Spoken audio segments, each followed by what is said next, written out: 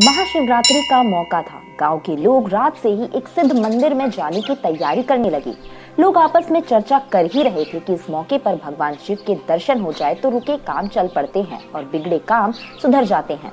सबने आधी रात को ही गांव से बैलगाड़ी लेकर चलने की तैयारी कर ली थी। इस मंदिर में दूर दूर से लोग आते थे। सो कल महाशिवरात्रि पर भीड़ ज्यादा होगी, इसलिए आधी रात से तैयारी जरूरी थी। सबकी अपनी अपनी परेशानी थी।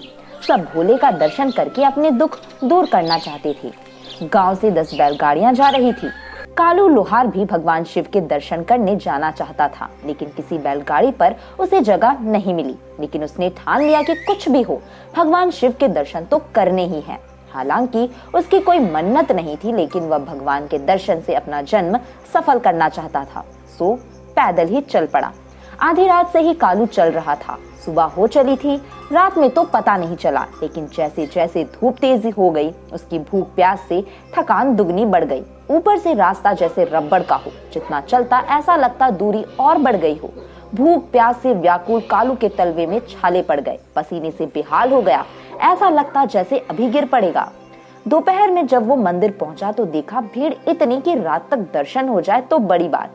लोग आते ही जा रहे थे। धक्का मुक्की में बार बार वह लाइन से बाहर हो जा रहा और उसे फिर से लाइन में लगना पड़ता। एक बार तो भीड़ के धक्का मुक्की ने उसे आधे रास्ते लाइन से बाहर ढकेल दिया। लाइन से बाहर होते ही वह गिरकर बेहोश हो गया। होश आया तो देखा लाइन पीछे और लंबी हो चुकी थी। थकान और प्यास तो थी ही, अब उसकी हिम्मत भी जाती रही। उसने वहीं से लेटे लेटे भगवान को दंडवत प्रणाम किया और भगवान से क्षमा मांगकर घर की ओर वापस लौट पड़ा। दिन का समय था, सो उसने शॉर्टकट रास्ता पकड़ लिया। ये रास्ता जंगल और खेतों से होकर जाता था।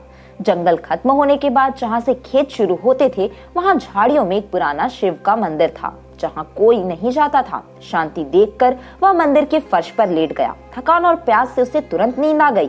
थोड़ी देर बाद उसका नाम लेकर कोई उसे पुकारने लगा। उठा तो देखा भगवान स्वयं उसे पुकार रहे। उठते ही वह भगवान के चरणों में दंडवत हो गया। उसने पूछा, भगवान आप यहाँ? भगवान ने मुस्कुराते हुए कहा, हाँ मैं तो यही हूँ। तुम यहाँ कैसे? उसने एक ही सांस में सारा किस्सा सुना डाला। बोले, आपके दर्शन नहीं पाए इसलिए निराश थका मांदा यहाँ शांति देख लेट गया, लेकिन आप यहाँ हैं तो भक्त वहाँ किसके दर्शन कर रहे हैं? भगवान बोले, अरे छोड़ो उनको, इतनी भीड़ में भला कौन रह सकता है? न सांस ले सकता हूँ न ध्यान लगा पाता हूँ। तुम तो जानते ही हो मैं ठहरा योगी, यहाँ बड़ी शांति है, इसलिए यही रहता हूँ ध्यान में मग्न। वहाँ लोग मेरी भक्ति नहीं मुझसे सौदा करने आते हैं। कोई कहता ये कर दो, कोई कहता वो कर दो। अरे मैं कैसे कर दूं? यदि सब मुझे ही करना होता तो तुम्हें कर्म करने का अधिकार क्यों देता? तुम कर्म करो, फल मैं दूंगा। लेकिन सब मुझसे ही कर्म कराने को कहते हैं। रही बात तुम्हें दर्शन देने की, तो तुम्हारे मन में कोई इच्छा नहीं थी, सिर्फ मेरा दर्शन करना चाहते थे, तो मैंने तुम्हें दर्शन दे दिया। अब जब तुम मुझसे मिल गए तो परंपरा के अनुसार मुझे तुम्हें कुछ वरदान देना होगा। मांगो, क्या चाहते हो? कालू बोला, भगवान मुझे कुछ नहीं चाहिए, बस आपके दर्शन चाहिए थे जो मिल गया मुझे। मेरा जीवन कृतार्थ हो गया। मुझे जो चाहिए वह तो आपने बिना मांगे ही दे दिया।